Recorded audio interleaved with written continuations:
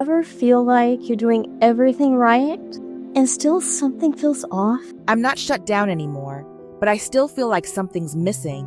You look calm on the outside, but inside, everything's numb.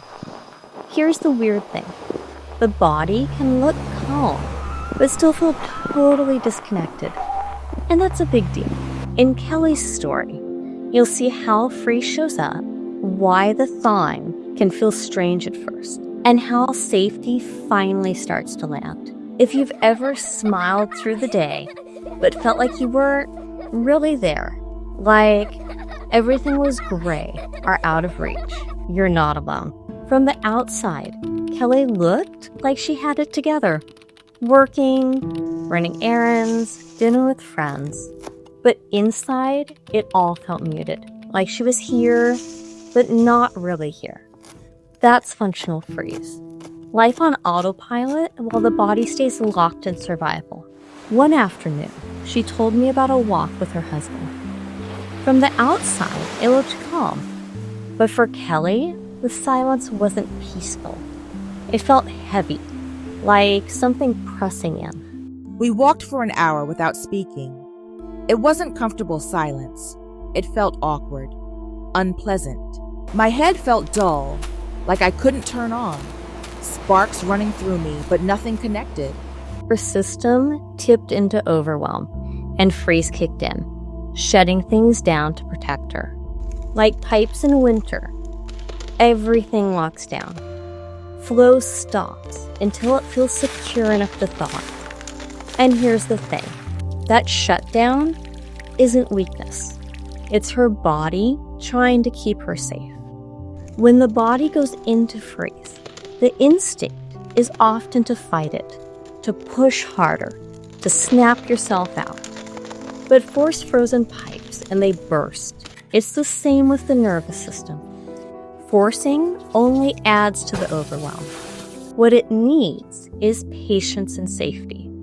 In our session, I asked her, can you remember a moment, any moment, when you felt even a little more present? We went to grab dinner after our walk. I remember stepping up to the counter to order. It was simple, just ordering food. But in that moment, I felt capable again. Proud, like my backbone was there. She smiled as she said it. Moments earlier, she was frozen. Here at the restaurant, she felt capable again. That memory gave her body a reference point. For Kelly, it was relief. But for many people, thawing can feel uncomfortable. When the body isn't used to feeling, it might be strange at first, like cold hands. Initially, they hurt. That pain is blood flow returning, coming back to life. Between sessions, Kelly stayed active. She went to work, spent time with friends. From the outside, it looked normal. But inside, it was mixed. Some days, she could feel more present. The next day, the fog might be back.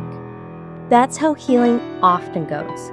Progress that feels uneven, like you're here one moment and disconnected the next. And in the middle of all that, back and forth, something unexpected happened. A realization that would change how she saw her own dissociation.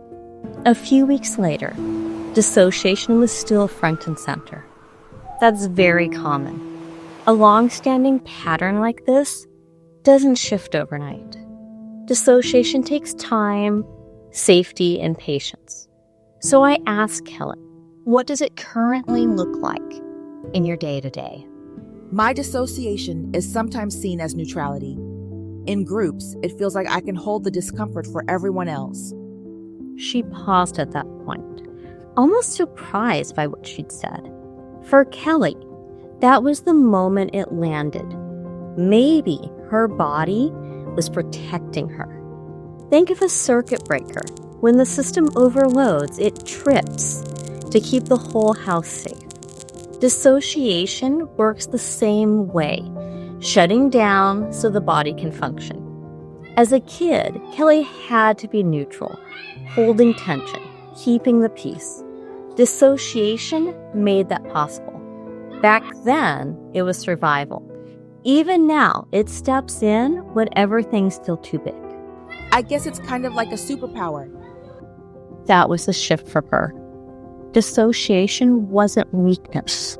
It was a survival skill, one that kept her safe then, but doesn't have to take over now.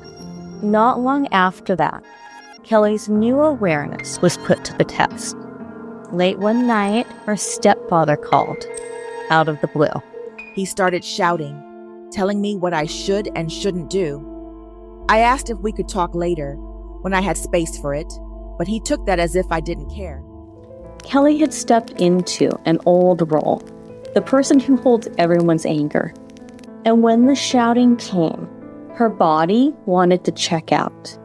When we're hit with that much intensity, the system falls back on its default safety strategy. Like a circuit breaker tripping, dissociation shuts things down to keep the body from overloading. In session, we gave her something new, a way to hit pause. I asked her to imagine a remote control. When the shouting starts, she presses pause. Suddenly, there's space to notice what's happening before her body disappears. I can actually picture it. Just putting him on pause so I can breathe. Small shift gave Kelly a choice. Instead of going under, she could see the boundary and hold it. We don't always talk about it, but so many of us know that moment, trying to help someone we love, even when our own system is screaming for space. For Kelly, pressing pause was progress, but it also left her with a new challenge, the loneliness that followed. After pressing pause with her stepfather, Kelly found herself in unfamiliar territory. She had protected her boundary, but the space that opened up felt painfully empty. I felt this sadness come over me, almost like a little girl inside me. Shy, vulnerable, not knowing what to do with my hands. That sadness wasn't random. It was a part of Kelly, the sad little girl saying, "I don't want to lose connection." Our nervous system is wired for safety in connection. When that bond feels uncertain, protective parts rise up. It's like a guard stepping forward when the alarm sounds, trying to shield us, even if it leaves us feeling small. I know I can make choices on my own. I can navigate life with friends, with support. But I still love my parents, and part of me just doesn't want to let go. For Kelly, naming the sadness was progress. It meant she could see the vulnerable part instead of disappearing into it. But the question lingered. Could she live with that vulnerability without losing herself? The sad child longed for closeness, but with her parents, that need often meant distance. When they step back, it feels like they don't care, like I'm left on my own. She began to recognize the dynamic.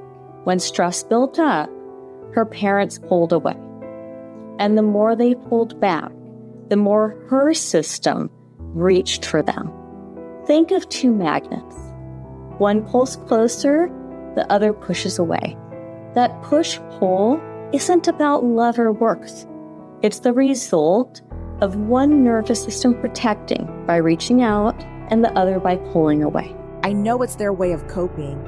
It's not all about me, but part of me still feels lonely when they pull away. That shift was that Kelly could see the cycle. Instead of blaming herself, she saw how her parents' withdrawal triggers her longing. But understanding the cycle didn't erase the ache. The question was, could she stay grounded when family felt so far away?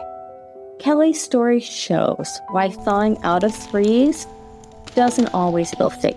Each step forward, naming dissociation, pressing pause, came with overwhelm. Like a breaker coming back online, the system doesn't open all at once. It tests, it flickers, it waits for a stable current before the lights stay on. But there was progress. Dissociation reframed as protection, a pause button in conflict. And she could name the sad part when it showed up. The work is ongoing, but each time she meets that loneliness with support, she learns to stay more grounded. Safety builds, and thawing turns into healing. If it feels like you're still trapped in freeze, you don't have to stay there. Your body can feel safe again. And I'd love to explore what's possible for you. You'll find the link below to book a free consultation. Remember, your body's always communicating with you. All we need to do is pause and listen.